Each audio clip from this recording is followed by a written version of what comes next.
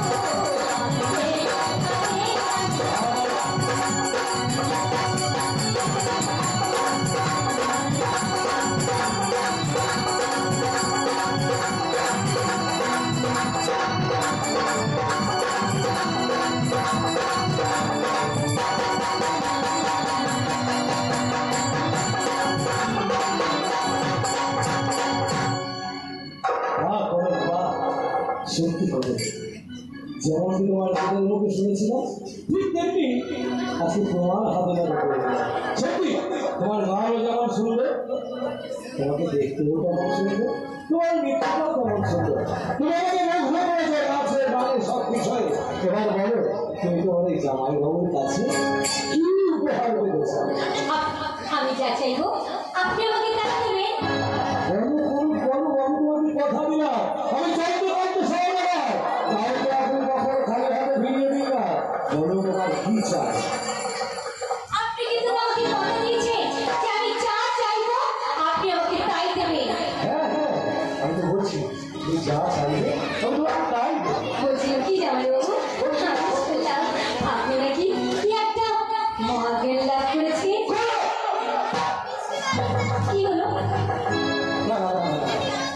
আর সেই মহাজ্ঞানের পরে নাকি আপনার 6 পুত্র জীবন ফিরে পেয়েছে।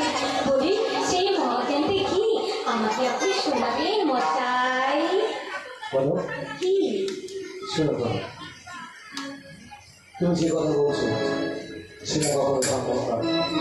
একমাত্র ওই মন্ত্র ছাড়া তুমি আমার কাছে যদি আমার প্রাণটাও দিয়ে দাও, তাও আমি দিতে রাজি আছি, কিন্তু ওই মন্ত্র আর তোমার এ কি জামাইবাবু, আপনি তো আমাকে কথা দিয়েছিলেন